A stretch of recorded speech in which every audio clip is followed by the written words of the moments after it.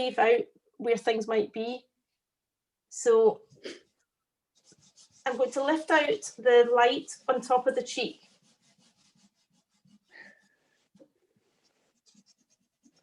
Just trying to work out scale and composition before I commit to any colour. This is just a normal rubber, but unfortunately with normal rubbers you get this kind of fallout of the rubber. But if you use a putty rubber, you don't get that. So I use both, but I quite like, this is a soft rubber, so I quite like it, just using a soft brush. It's like one of these Chinese watercolour brushes, I think, and I'm using it for pastel. But anyway, okay, so I'm just going to keep working this out. So her bun would be up here, so I might need to lower it a little bit.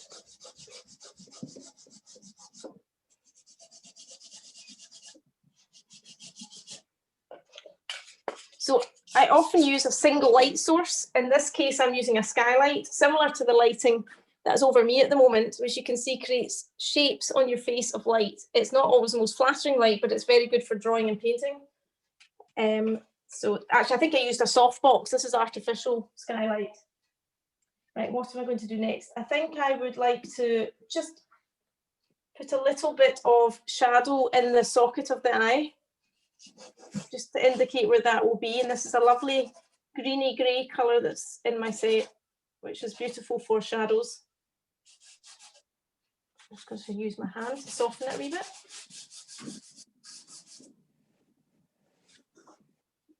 Put a wee bit of it up here for the hair, just to indicate where I might put here.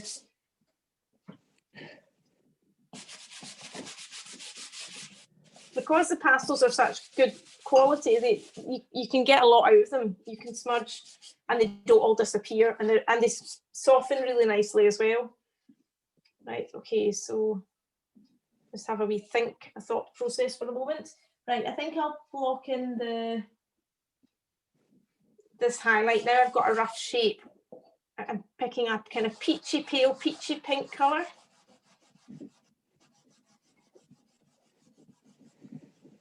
And I'm putting a generous amount on at this stage. And I'm just applying it where the highlights are. Not all over the head, really just around the eye area to begin with, leading into the nose area. And then I use the side of a hand and just push it into the page.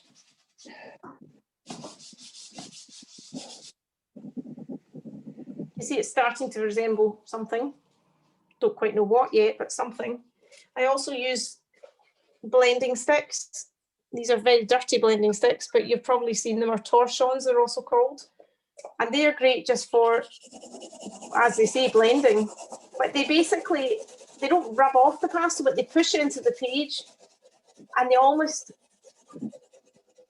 take the dust factor out of it a little bit because it's pushed in. And it also blends it into the other colour nicely.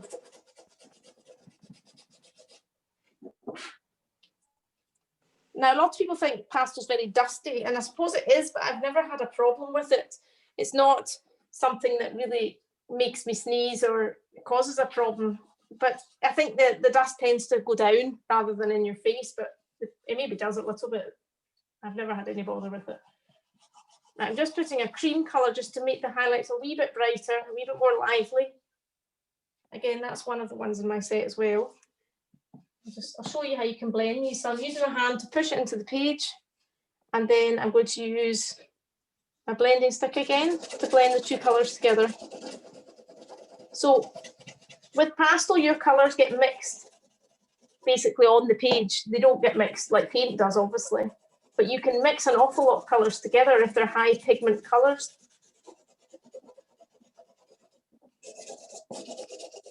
To achieve the actual value that you're looking for. It's going to have a wee look. So this is great for me because this is like a mirror. I'm looking at it in reverse. It distances me from it. Right, I'm fairly happy with that. This is a wee bit yellow, so I'm going to put a little bit of a pale purple that I have on top of the yellow just to neutralise it a little bit, which might seem like an odd choice, but it is the opposite colour to the yellow, so it should make it just a wee bit more less yellow really, more neutral is the word I'm looking for. I don't know if you can see that, but it's just made it far more like a skin highlight. With a pastel or a painting, you should always think about your mid-tone first, which is this, and then the cheek, and then build up your highlights without going too light too quickly. That's a big mistake as well. And keep your edges very soft so that you can change things as you go. You don't want to commit to too much too soon, so I focus on one area, then I work my way down, and I would call this area my anchor point if that's the bit I choose to focus on. Right, so I'm just going to stand back, if I hopefully won't trip on my tripod, just to check that this shape feels correct. Feels a wee bit wide, but that's fine. I can maybe bring it in here when I would put the nose in. Okay. Right, so what I'm going to do is actually start doing some work to the eye at this stage. I know it seems quite soon to do that, but I don't have that long to get going. So I'm just trying to find my charcoal. 2 seconds, I think it's over here. Excuse me for cutting over. Get everything at hand here. No, pass it in there, it's in the wrong box. Excellent. Right, so now in the lash area it's quite dark, so I'm just going to apply a little bit of charcoal. And this is a very soft charcoal, but it is quite a dark one, which is good because you can still smudge it. I'm just pushing it in the page, and then I always will blend.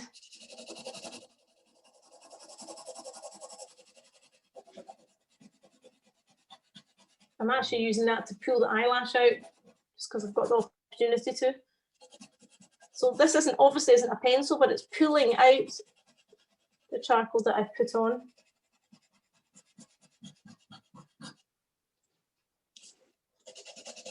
And I'm going to do something a wee bit unconventional and put this beautiful, can you see the colour of that? It's a deep red. You probably can't quite see it, you can. I'm going to put that over the black because the black is quite dead. So it just, if you put that over black, it just brings it to life a wee bit. And when you blend it through, it just gives you a deeper colour without it looking like a dead black. So I'm just going to soften all that, and then I'm going to go back into shape it a bit more. I'm just looking at the tones really at this stage. Right, so there's a few ways you can go from here, but I think what I feel inclined to do is rub off the eyelid with a wee bit of my rubber here. I'm going to take a wee bit off, try to get a sharp edge. So I've just taken a tiny wee bit off. I don't know if you can see that. Where's the camera? There. And then I will study my picture or my image and then lift off the wee highlight that touches her eyelid to show that she's looking down as well. I'm supposed to check my measurements before I do this. Oh, help if I didn't drop the rubber. You're unlikely to get that right the first time, so that's why you don't get too detailed. You just move it around until you feel it looks right.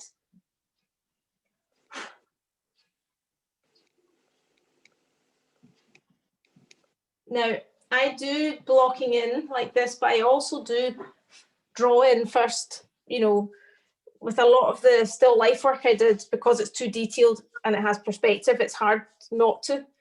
But when it comes to pastel, I tend to be quite free. That light will dim every so often. It's got a timer on it, but I've got it back on. I've got 2 lights on at the moment. Right, that's quite good. I'm quite happy with that. And I'm going to get another nice colour here, which is a light grey, greeny grey. Just put that on top of that a wee bit.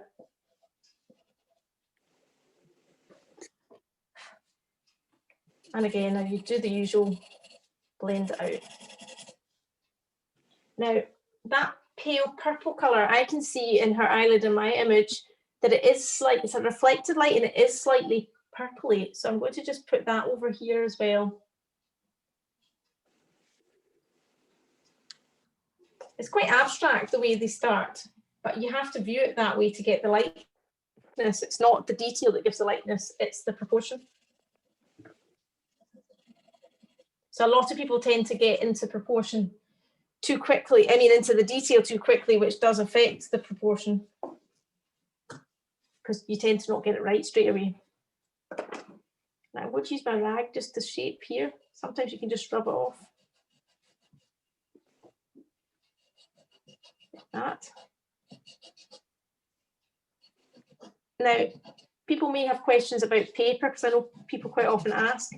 This is a paper that you can't get anymore, but you could use a lovely grey pastel paper, or you could even just use white paper, which I often use as well. And I use actually watercolour paper.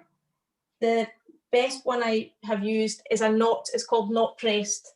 So it's got a slight tooth, but it's not too rough and it's not too smooth. But basically that is what you can work on. But everybody's got their preferences with pastel. I'm not a massive fan of pastel papers. I feel sometimes they're a wee bit disappointing, but there's lots of varying ones that you can try. But I put a slightly warmer tone there just to blend into the eye. I'm just going to pop my glasses on just to look at the eye in more detail. That's fine. Denise, you said that you can't get the paper anymore. Is that right, that you're using? Yes, unfortunately not. They stopped making it, or there was a batch of it that I got from Italy, and then they did say they were not going to be making it anymore, or selling it here. So I don't know. They maybe could, but it's not easy to come by. I think they had it in London, in a shop in London, but I don't know if they still have it. I bought myself about 50 sheets or something, so I've got a wee bit that I use. But this is very expensive paper as well. You don't need to use, you can use sugar paper. Sugar paper is fantastic for learning how to use pastel, and it's very cheap and easy to come by, so I recommend that. Purple there. I'm thinking at the moment about colour. As you can see, I'm placing colours together because I want it to have interesting colour.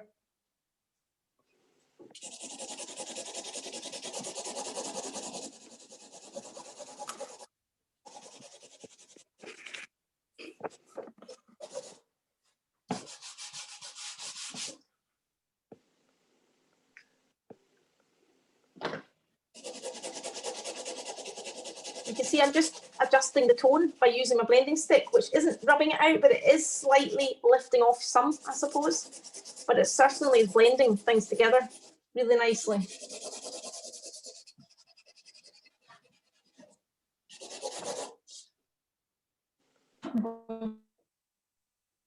Stand back and look at it. That looks quite good. I'm quite happy with that for the moment. Sorry, I think it just moved. I mean the camera. Fine, you're fine. Okay. I'm okay. Let me know if anything shifts and I don't notice. Right, so I've got a charcoal pencil and I'm going to use it just to shape this eyelash. These are great for details.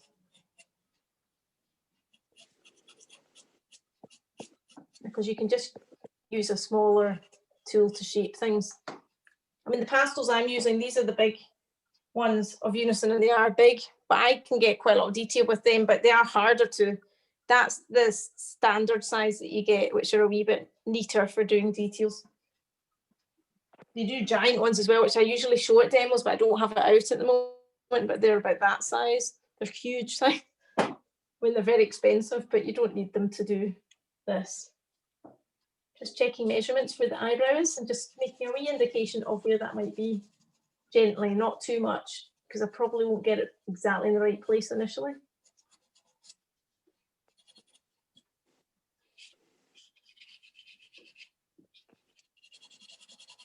It's amazing how things like eyelashes and eyebrows make it look, you know, realistic without doing much detail to it.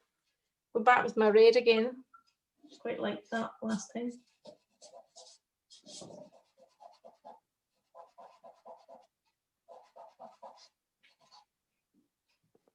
It starts to show.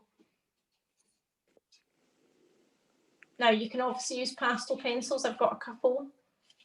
I don't always use them though. Depends what I feel like.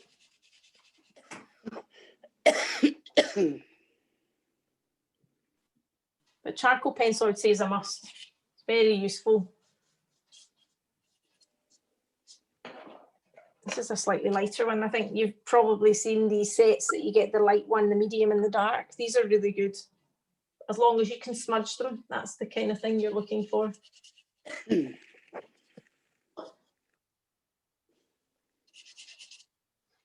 Right, that's okay. Right. Again, I'm going to stand back and look in my mirror, which is you. Right, that looks all right. What should I do next? Probably, I need to shape behind here to show the tilt. I need to think about the nose, but here has to show this kind of angle of slightly looking down. So I think I'll do that next, which means thinking again about mid-tone. I think I'll go back to this lovely greeny grey. Now, the reason I love these tones of greeny greys is because they're complementary to the warm skin tones and they really work for shadows and portraiture. They're just beautiful colours. There's three, there's these three. So I don't know if you can see the varying lightnesses of them, but there's the light one and then there's the middle one and a dark one, but you'll see me using it more. It makes sense when you see it on the canvas. That's the light one, which is a beautiful colour. You can see that one's a wee bit lighter. It's more like the colour of the paper. Right, ear. I think I put a bit more. So I'm just going to cover that there with a kind of mid-tone colour that I can use to set the tone of that area. I think I'll just rub it with this. I use my daughter's 12, nearly 13. She'd be absolutely mortified, but I always use things like her old vests when she was really little. That's because they're tiny, it's because they're wee, because they're really good for rags. She's next door. I hope she didn't hear that. She'll kill me.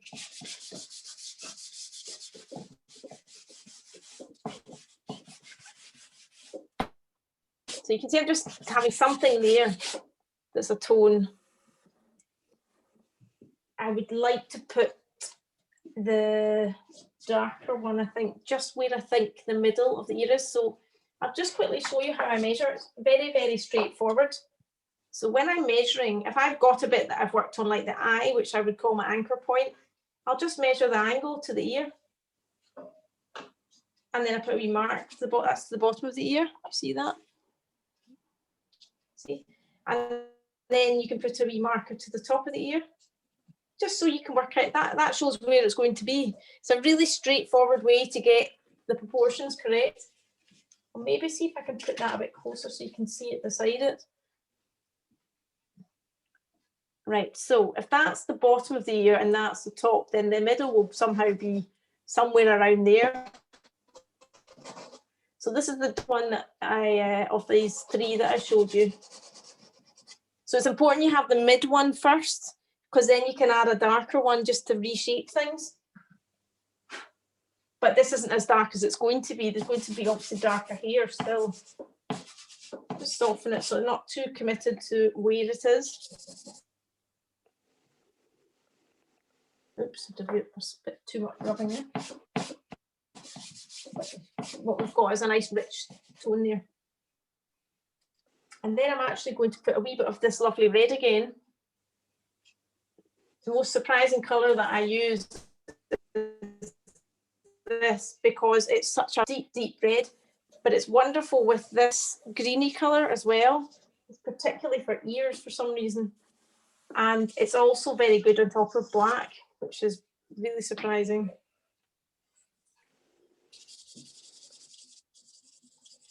Blending it a wee more gently. Now, people probably are wondering about blending sticks. How do you clean them? I get asked that a lot. You can do this and rub them, but it doesn't totally clean them. Or sandpaper. If you sand them, do not wet them. They're made of paper. They will disintegrate. You get different sizes. invest in a good one. The cheap ones tend to be a bit soft. If they're too soft, they don't really work. So you've maybe experienced them and think, oh, that's rubbish, doesn't do anything. Have a few of them and try different things, I think. The best advice I can give. Pushing this around a wee bit. And what I'm going to do is go back to my rubber, and I'm going to lift off the earlobe, the light of that earlobe. So although I don't have the nose in, which I might measure it with, I have got the eye, so I'm just going to do that angle again. And I think it's probably around there. And if you draw the light, basically, which is all I'm doing, it should start to make the ear emerge out. Yeah, looks like it is. So as a rule, it's easier if you use your rubber first, and it's even easier if you've got a mid-tone. If you're using white paper, just start with charcoal all over your page, because that makes you have a mid-tone. You don't need to have this grey paper to do it. And I'm just going to mark the top again.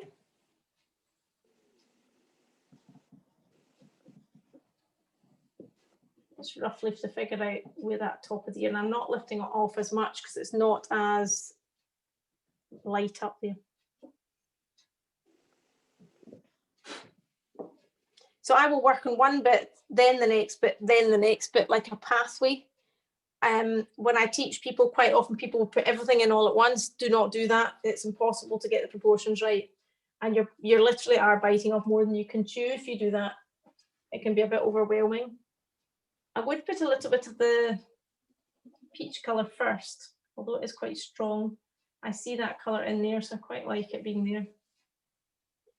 And then what I'll do is I'll go over it with the lighter one. You can see I always start with the slightly darker one, which gives me room to play around.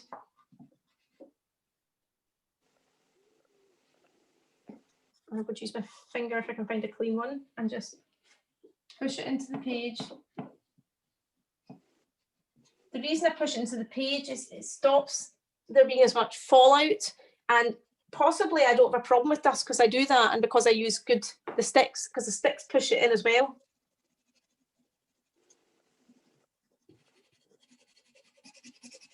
Softening that. And the colours are so beautiful, it's hard to make them not look nice, to be honest with you.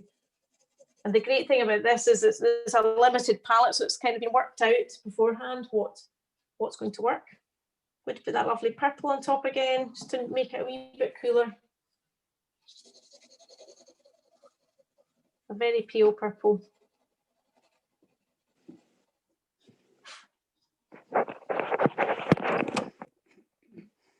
And then I'm going to find that colour again. Bring the lobe, hang on a wee sec, measure that.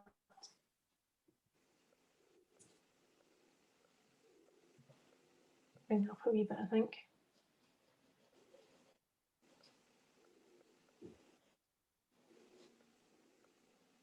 I mean, art's a wonderful thing to have at the moment when we're not allowed to do very much, because it's such a great focus for your mind. And I haven't stopped painting. I think I took Christmas, was working again, because I want to, basically. And I think I worked on New Year's Eve as well, but not at night time. I did during the day. But my partner's an artist as well, so we both quite happy to sit and work all day. It suits us. Find it a wonderful thing to focus on. And also, I think if you do it a lot, you do get good. People are getting really good because they're doing it so much. I'm just putting the purple up here. It's a wee bit purpley up there, and it's not as orange, so I just want to indicate that.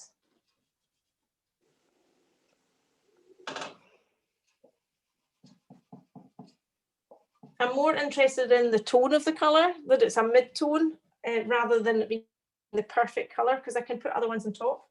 So that's why it might look a bit bright, oranges and purples. I'll adjust it, which you'll see.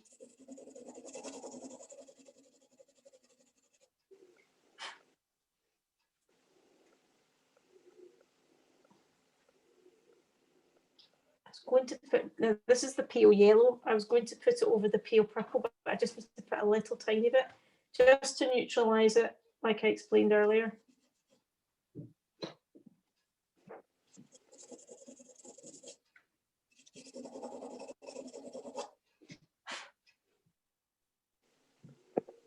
Okay, so more dark in there. So I'll go back with my charcoal pencil, my dark one, I think, and I'll just go over that and be more definite now with my decision of where that is. Because obviously the lights are important, but the darks are extremely important as well.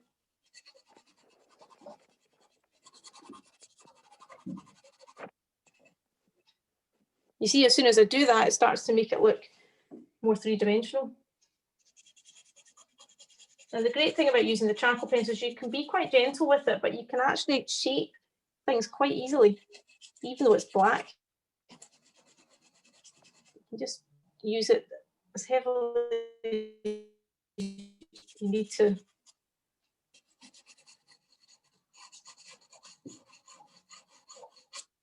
I'm going to come back with my red, put a wee dot of that in there, and then I'm actually going to use the darkest colour that I have in my set, which is a very dark grey. Now this is a grey 3-6, but since then they've brought out carbon colours, which are basically black, and they're amazing, the blacks. But for the inner ear, I wouldn't use a pure black anyway. I would probably use the grey. It looks black, that anyway, but the grey with the wee bit of the red on top.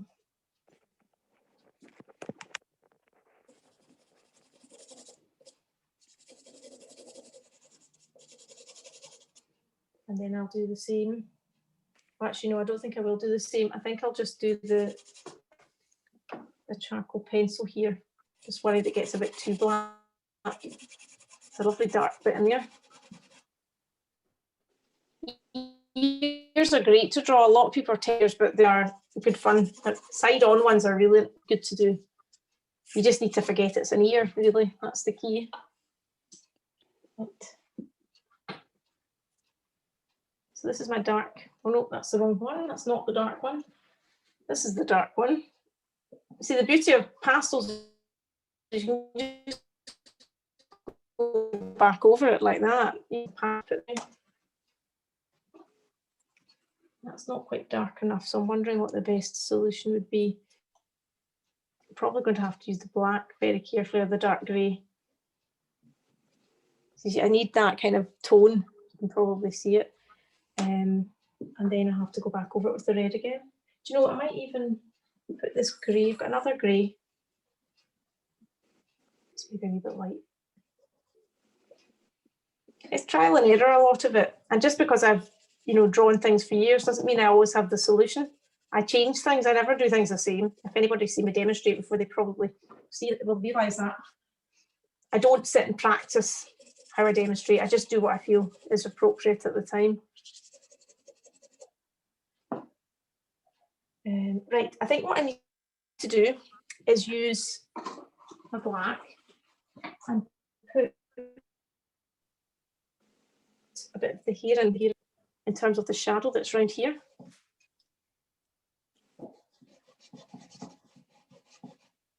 Because that will also help with the hair, but to make the ear stand out mainly.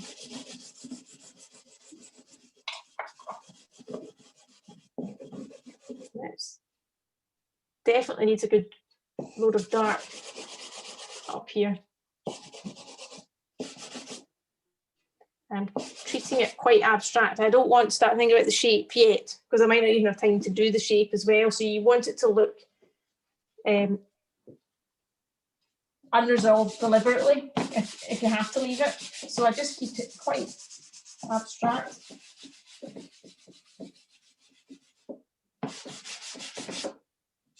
Keep it soft.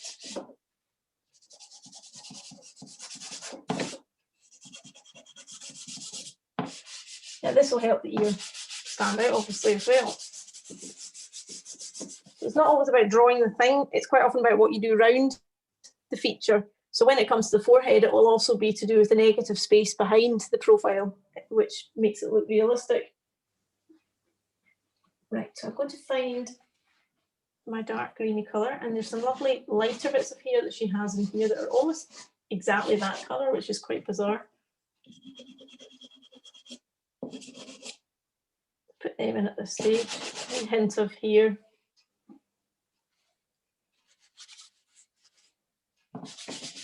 I usually have baby wipes, which I don't have at the moment, but they're fantastic for this, for cleaning in between.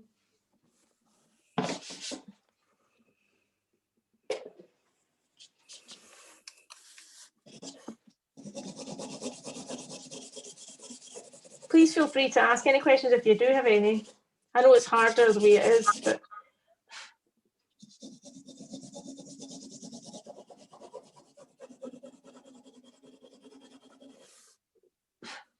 that's a bit better.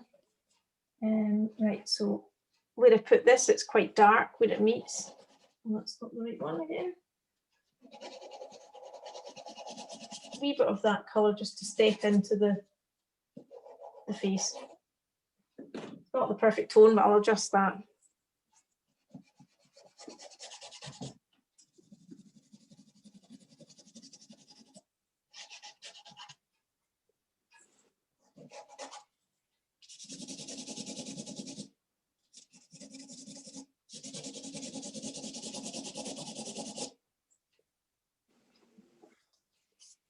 I'm going to put this fabulous coral colour because I see it underneath there. It's probably one of the bits that I see standing out the most in the cheek, and it's a beautiful, vibrant colour. But I will tone it down as I work over it, obviously. I'm quite intuitive how I work, so I'll just do what I feel like doing at the time, as I said, touched on earlier. What feels right.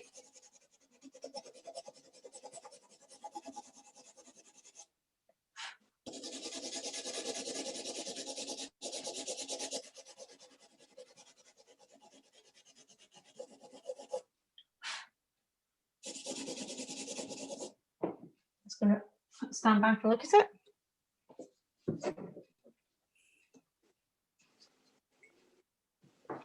I'm quite happy with that. She's got a beautiful face, Morgan, and she's quite a new model to me. I've only been painting her for maybe a year, but I managed to get a photo shoot when I was allowed to, just another one briefly.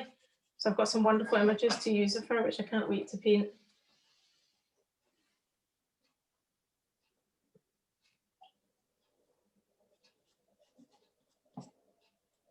And you know, I think she actually, she lives in Bearsden, so you might spot her. You might spot her. I think she's in Bearsden. Pretty sure she is.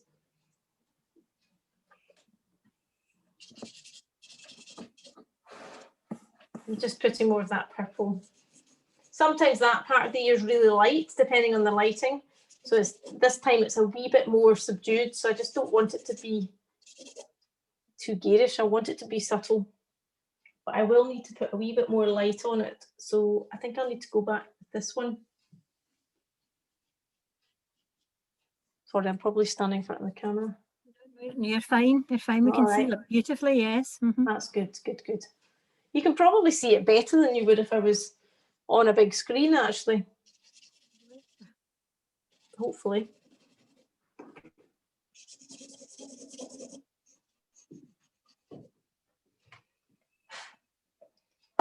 Now, you might not be able to see it, but that part of the year there's a dark part, which is quite red there.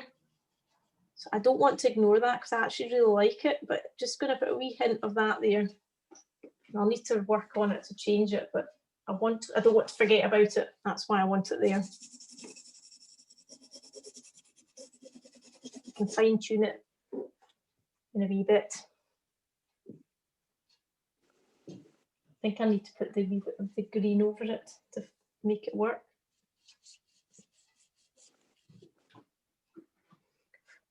I do a lot of footering, and then all of a sudden it seems to take a leap forward. It's just the way it works, I think.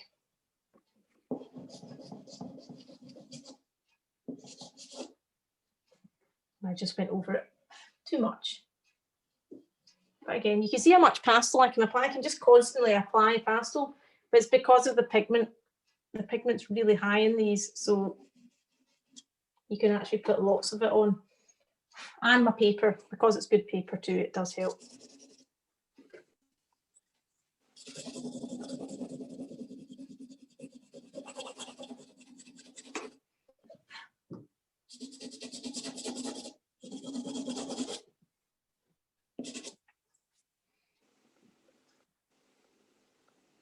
I think I'll use that pink actually. Where's it gone?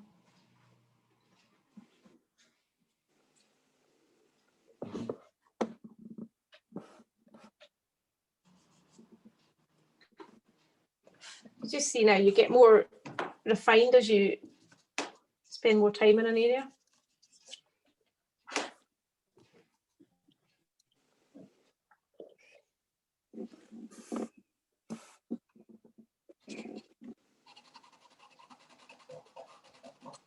It's not the right one, it's not dark enough. Oh, I'm holding, I end up like this, holding everything. Look at the state of that. Holding everything in the one hand. I've even done it with pastels all sticking out everywhere, which is just a riot.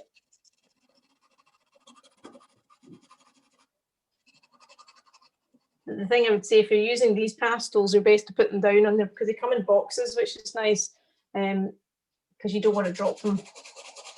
And many a cry I've heard from a student that's dropped their pastel. What to try actually, I've got a pastel pencil here, a wee old one that I've had for years, and I just want to see if I can use it here just to shape this a wee bit better. Yeah, this is quite nice.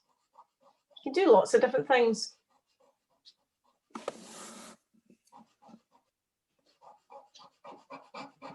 But you can see the pigment off that. It's not that great. It's not actually, there's not that much coming off it. It's harder to work with.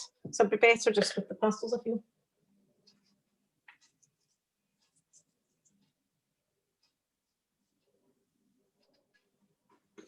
Right. I need a bit more dark here, I feel.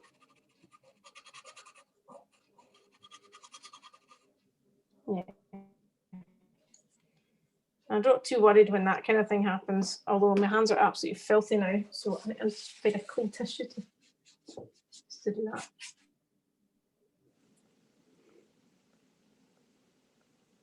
To move on to the nose, I'll do a wee bit to the cheek, then the nose, so it kind of nicely leads onto the nose doing that. So for this area, well, I'd probably use my old favourite, the mid-green, greeny grey, which might seem a wee bit drastic to put that there, but it is very, there is a lovely dark tone on her cheekbones. She's got very prominent cheekbones, probably why she's a good model. We'll just clean my hand, put it on, back to what we did at the beginning, push it in the page. You can see she's now got a cheekbone, although the colour may not be right, but the cheekbone is. A little bit of that lovely coral colour is still there, which works really well. I'm just going to put a tiny bit more. And I am going to use the lighter one if I can, if it works. This is this light. It might be too light. No, it's quite nice. You can see it just tones down the pink a wee bit.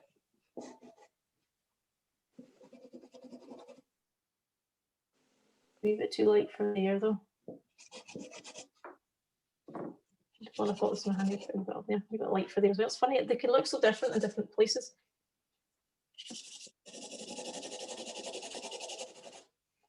And then we blend it. Just wondering about the colour. I think I'll put a wee bit of purple. Just a wee bit on top of that. It's too green. I'm staying away from the red because I think that's a wee bit too dark for there. The deep red. Oh, thank you.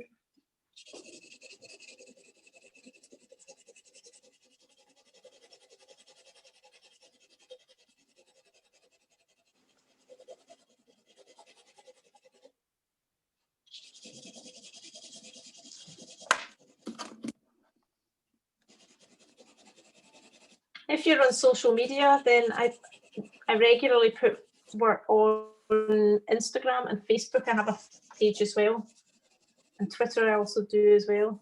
So if you want to keep up with what I'm up to, that's probably the easiest way.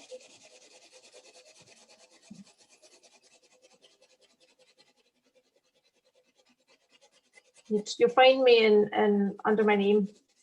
I think my Facebook one is Denise Findlay Artist, but the Instagram's just Denise Findlay. It's my work page.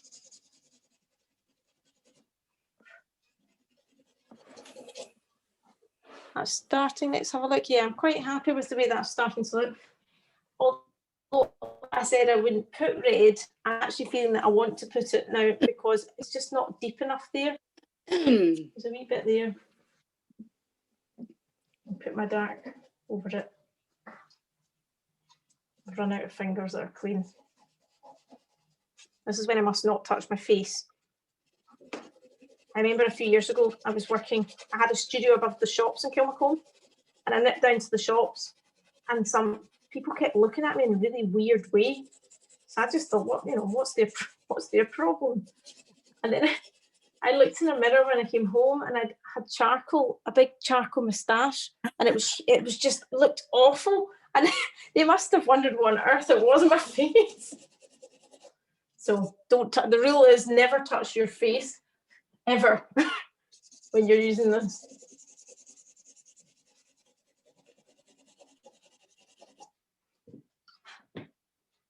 I'm happier with that. That's just got a nice rosy glow. I could maybe put a wee more of the green on it, but I definitely think that's more like it. Okay, so I think what I'd like to do is put a bit of, let me just check something over here if I've got the pink. Just looking for the pale pinky colour. No, I think I'll just use that one.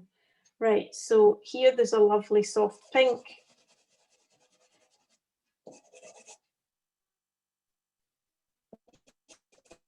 It's a wee bit light, but it's still quite nice.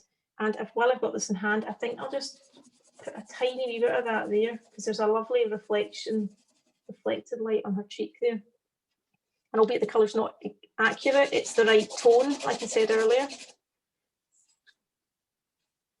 Just wiping my blending stick because it's quite dark.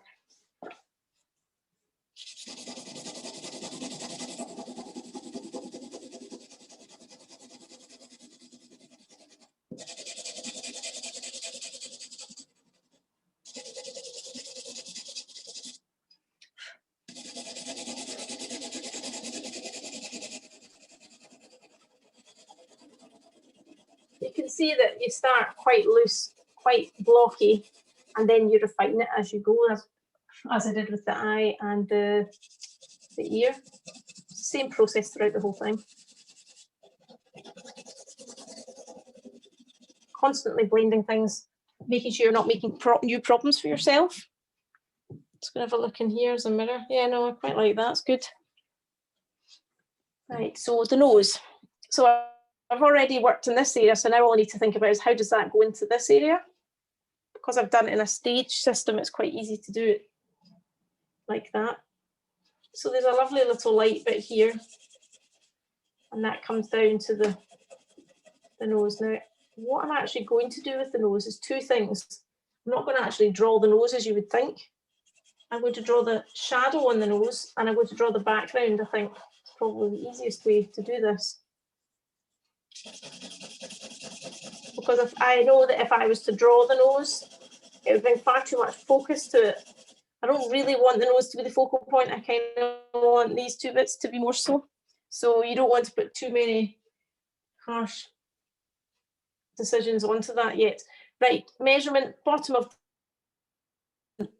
the lobe, tip of the nose. Usually a profile, that kind of is how it goes. But that's really helpful because then I can just put a wee mark, and there's a lovely wee sort of shape, like a wee mini triangle of the tip of the nose there.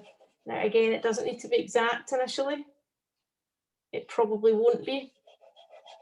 Just get something in that you can move around. Don't commit too much to it to begin with. Now the colour's obviously a bit green, I know that, but we're going to adjust that as we have previously. I'm just trying to think what's the best way to adjust that. Now I see it having this kind of grey in it, which I would never normally put in the nose, but I think I'm going to put a wee bit in.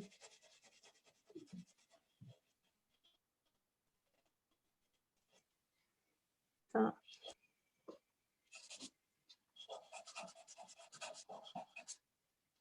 Right, so that's not bad. Probably need to do a wee bit more to this part of the nose. So is a highlight there. Just put something in.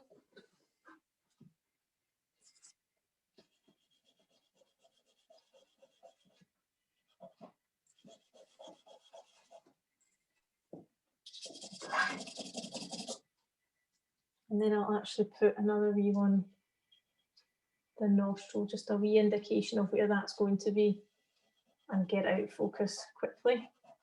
Don't want it to distract. Probably too far over. Let me just check. No, maybe not.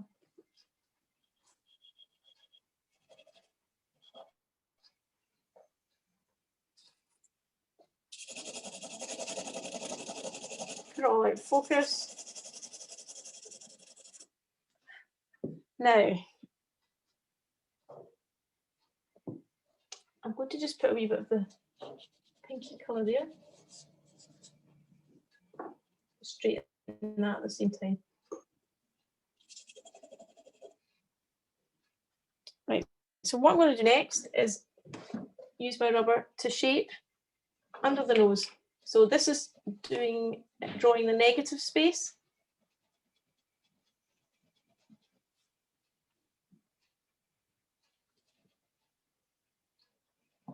And you find by actually drawing what's round the nose, you get something that resembles a nose more easily than drawing a line literally round it to shape it. Better to do a block around it. Now, I will apply a colour in a wee minute, just to make that lighter. So what have I got here? I've got a grey. I don't think that'll be light enough, but I'll maybe do this one first, just a little bit.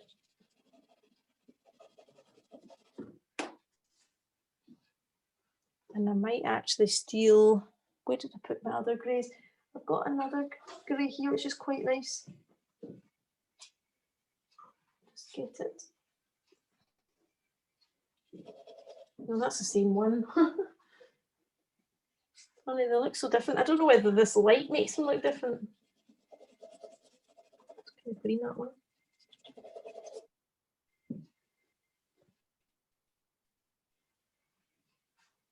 Ah, that might be quite good.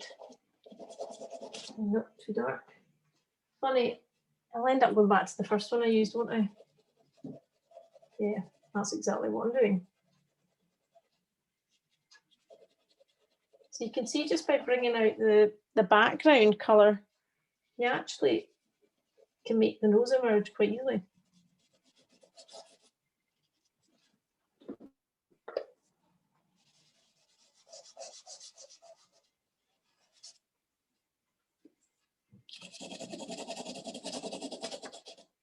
I'm just going to move the photo over because it's catching on what I'm doing. Annoying.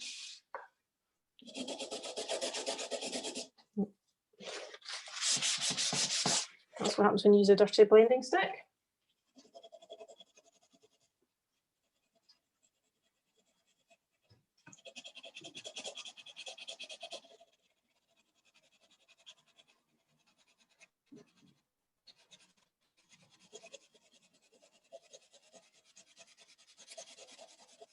Just toning it down a wee bit, have you looking? Yeah, it's starting to make it a wee bit more prominent. Now, behind here of the nose, it's actually a wee bit darker than that. So I think I'll go to this darker one.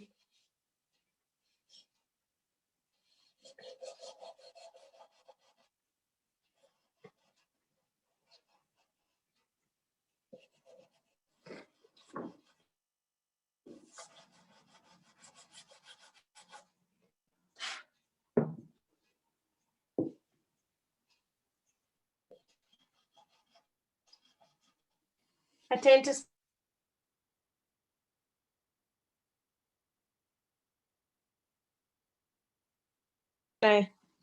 well, the other.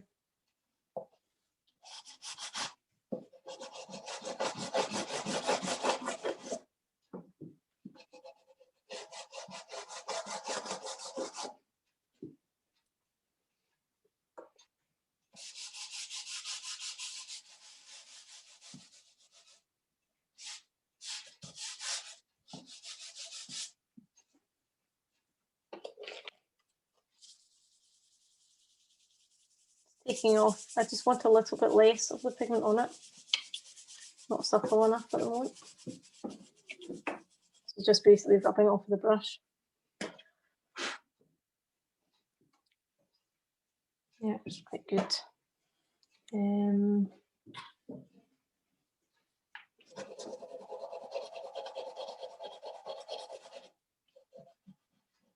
A lot of it's trial and error. The main thing you want to be doing is enjoying it. And as you enjoy it, something will emerge that you'll be happy with. Might not happen straight away, but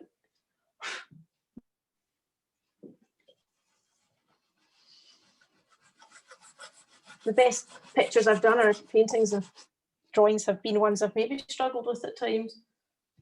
I don't feel tonight that I'm struggling. I'm actually really enjoying using pastel. I've not used it since the beginning of lockdown. I think I did a demo of a rose, which is on YouTube, by the way, if anyone's interested. It's quite it's the first ever kind of demo that I put online, but it's not professional in terms of its execution, but it's quite long, but it shows you how to go about doing a rose in pastel, and a few of my students did it and did some lovely pastels of roses.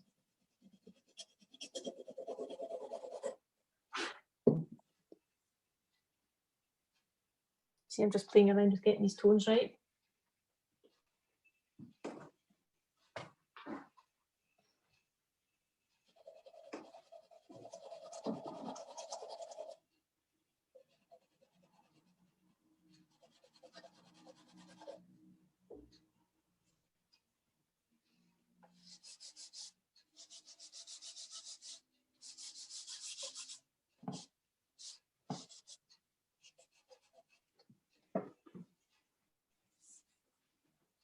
The background's important as well.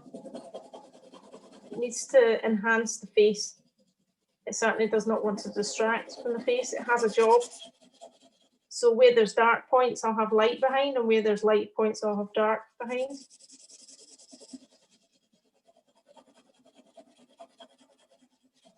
It's simple.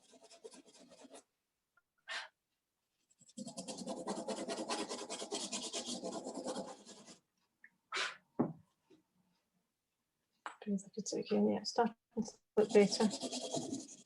Just need to work at it, really.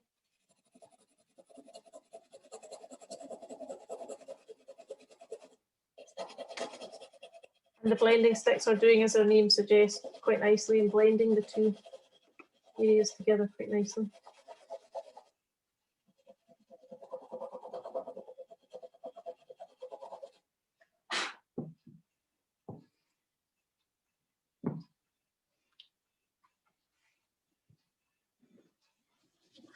Oops, that's the wrong one. And then you forget what you did to do what you did.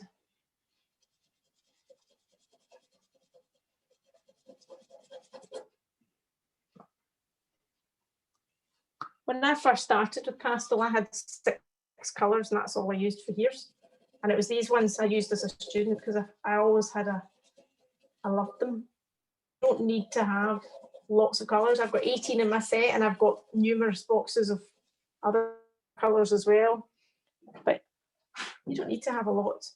You just need to have good tonal range, I think. Mid-tones, highlights, darks.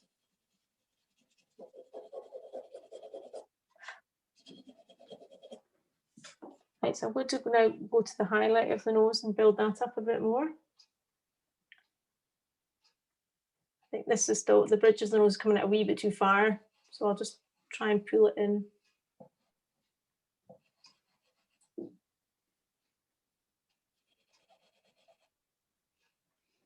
She's got two parts to her nose,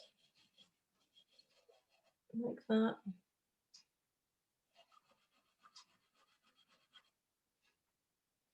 I know this is too orange, but I'll do what I did earlier. And I need to also chop in the nose because it looks quite large here.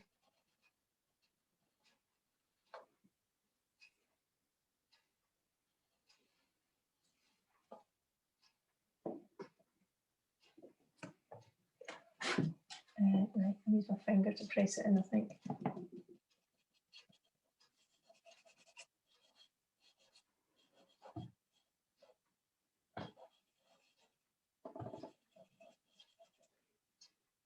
It's going to really look.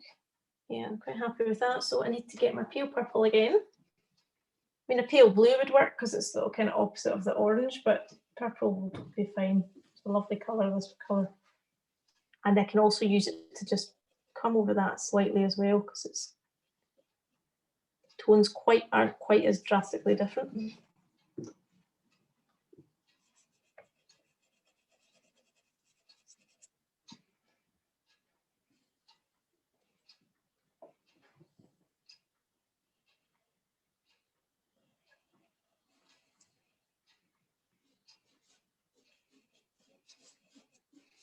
I think the key is to not necessarily know how to finish it or how to proceed, but just to be enjoying, exploring and experimenting, and then in that you find your completed portrait, I suppose. If you're not enjoying it, you can tell in the work. Sometimes you have a battle that it's not working, and that's totally normal. You're definitely not going to enjoy those times, but the key is at those times to keep going. I suppose that's where a tutor is helpful, because they can tell you what's wrong with it. Sometimes people don't know what's wrong. I'm just using a pastel pencil to try and shape this lovely shadow here.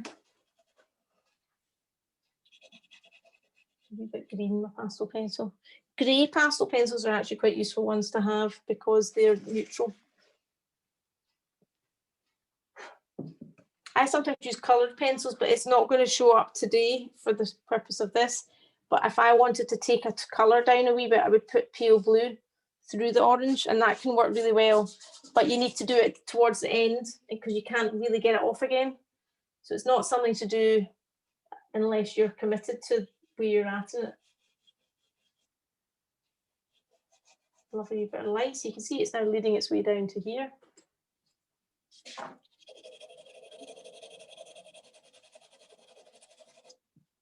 Which is how you basically arrive at the mouth. I need to do more to this nose. I'm not happy with it yet. So I'm going to pick out my light creamy colour. So you got a white, which funny enough, the white is amazing. It's like thick paint. And then you've got this cream, which is it's called light 2. So that's light 1, the white, and this is light 2, and they're both really great colours to have.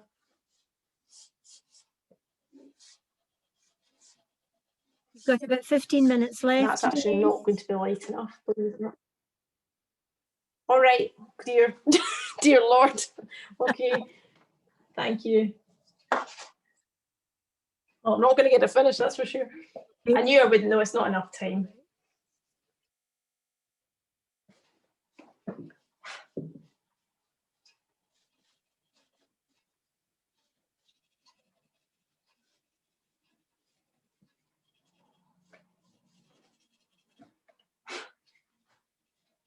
Notice I've stopped talking.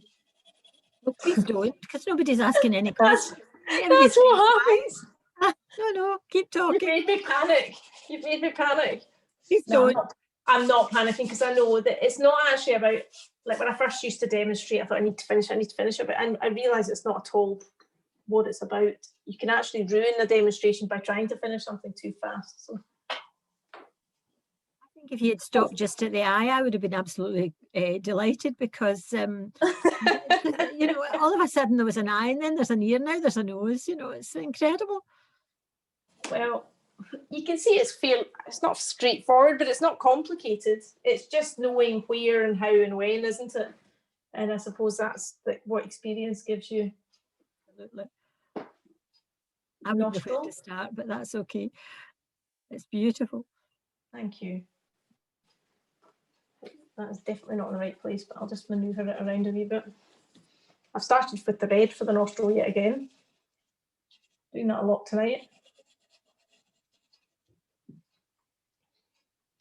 And I think I need my, this thing, pencil, charcoal pencil.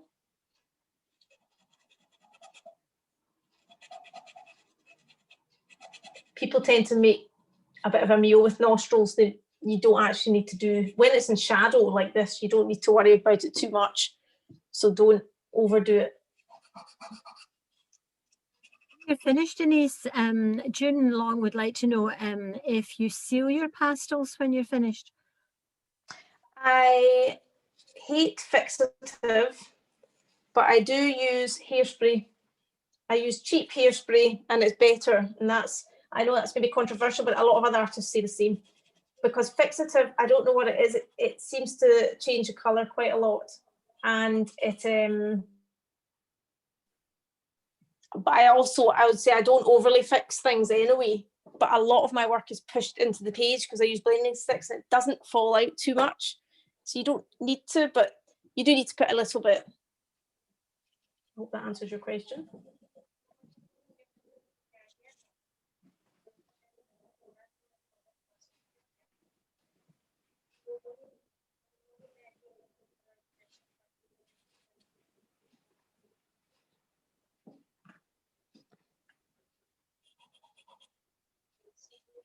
When I did I was on Sky Arts Portrait Artist of the Year, the very first series in 2013, but it was a pastel that I did then.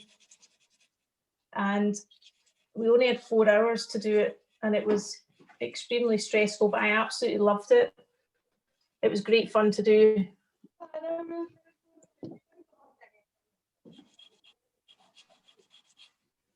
So if you look up the 2013 Glasgow Heat, you'll see me. It's quite embarrassing to look at it now, but it's good. It was great fun. Right, how long have we got left? You've got 10 minutes. Right, I'll do a wee bit of the mouth then. I'm just trying to think the best way of doing it in that time. Right, I'll put a little bit of this red. Probably going to look a wee bit half in between because it's 10 minutes isn't long enough to do the mouth, but it at least shows you how I go about it. So I've just put a lovely mid-tone smudge of that lovely red. In actual fact, it's very close to the colour of her mouth. And then I need to go back to my favourite greeny greys. Put wee bits of that in.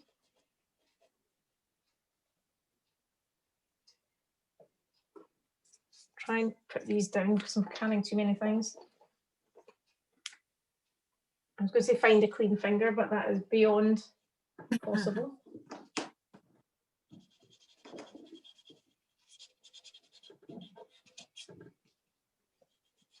I'm going to use my wee rag just to soften because it lifts off a wee bit more than my finger can because it's quite subtle, that area.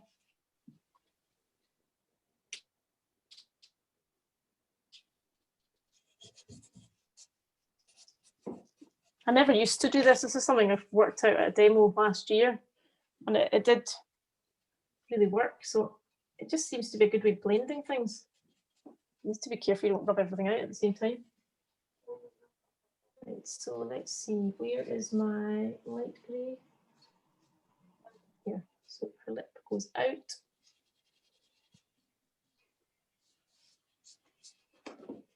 Again, I'm doing the negative space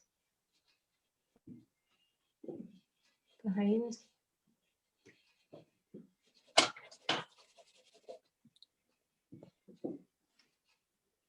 I think I've done that a wee bit longer than hers.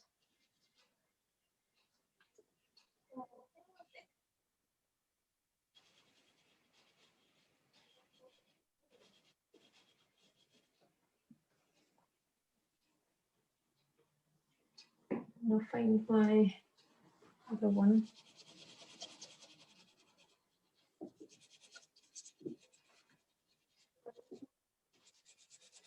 You can actually do an awful lot just by doing the background. It'd start to show the chin. I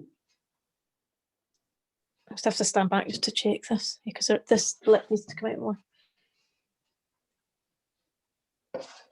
I've actually got a pale pink pastel pencil which could maybe help. Oh dear, I should have break it. There you go. Again, you don't want the mouth to be too detailed because you don't want your eye just to go to the mouth. I'm going to do a wee measurement check actually. Right, that's so. Position's okay. But because of time, I'm going to just commit to this and put charcoal pencil here to give me the tone and just to extend that down a wee bit, that area.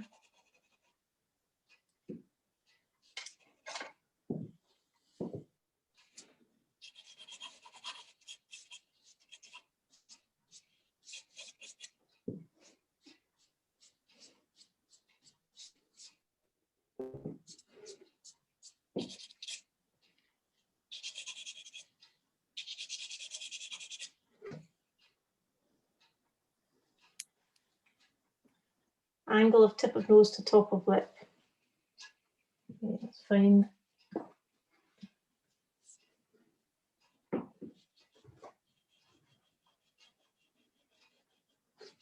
I'm just pulling that across a little bit, so a wee bit over to one side. I'm going to use that.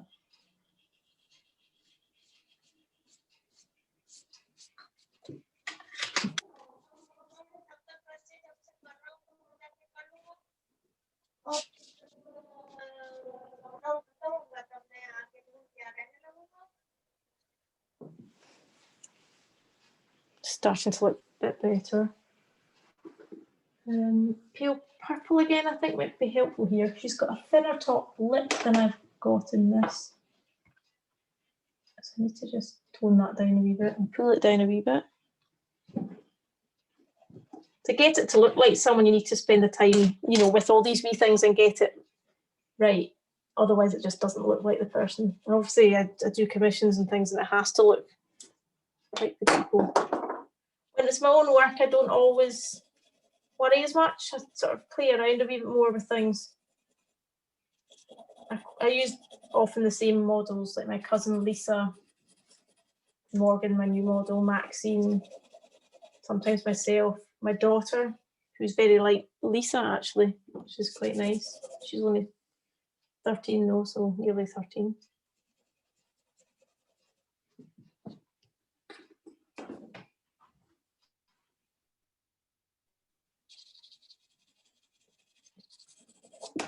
You get the idea of how you would move that down.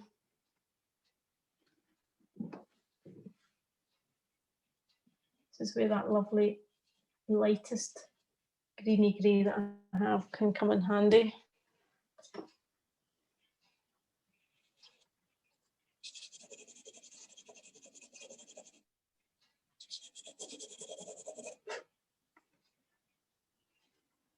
Another question for you: would you normally paint from a photograph, or would you do from life, real life? My models tend to live abroad and things like that, so nowadays I'll use photos, but I can do it from life. If I could have a model stay here every day with me, I would most definitely have one, but nowadays you just can't, you couldn't do that. And to be honest, like a lot of my work is very large scale work, and it's just not practical to have someone here. So no, most of it's from photography, but very considered photography that I've taken myself. If you've got the right kind of photo, like something like this, it's fine to use photography. You just need to make it, you need to realize what makes things look like they're from photos and not do them. But obviously I know I've got enough knowledge now to know what to do. You do your own photographs then? Yeah, I do photo shoots and I spend a lot of time to get the lighting right and to get the poses right. So that, yeah, I wouldn't use other people's photos. I do, having said that, I have for commissions, especially at the moment because people can't come and see me the same, but that's fine. Sometimes people have got lovely images to use. If they're not suitable to look like the style of one of my paintings, I wouldn't use them. But for my own work, I would use my own photos.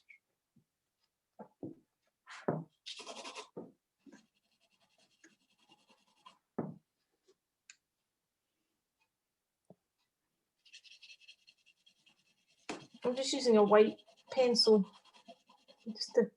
I'm actually using it for blending more than anything else, which you can do as well. Look. Right, so how long have we got now? 2 or 3 minutes. Okay. So just stop whenever you want to call a halt. Okay, well, I don't think I'll have time to, I may put a wee highlight there, but I don't think I'll have time to do much to the chin, because I think it's going into new territory, which is difficult in a few minutes.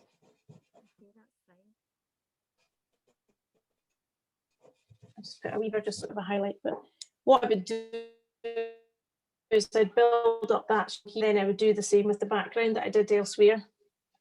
And then I'd go down to the neck and the chest, and then obviously the hair, and then I'd refine everything as well. So I don't think I should do any more than that at this stage. Okay, as I say, if you'd stopped at the eye, I would have been delighted. Really, I can change the angle so that you can maybe see it a wee bit better. Hold on. There we go. That's Is that beautiful. better? Yeah. Yes, thank you. It's been an amazing evening on a cold winter's night like tonight. I can't think of anything better than to watch a talented artist produce such amazing work. We've been enthralled tonight, Denise, by your ability to produce such great work in such a short time. For those of us, and I include myself, who don't do portraits and use pastels, it has been a great learning experience.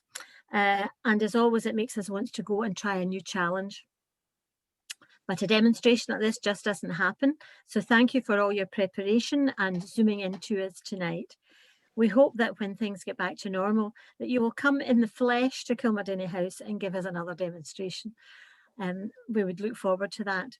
Denise is going to finish this and send it a photograph of her finished work to us. And like always, we'll put it on our webpage for everybody to see. So thank you so much again, Denise, for an absolutely fantastic demonstration. I think it's just, I wouldn't touch it. I think it's just great the way it is. Folks, would you unmute yourself and say thank you in our usual way? Okay. Thank you.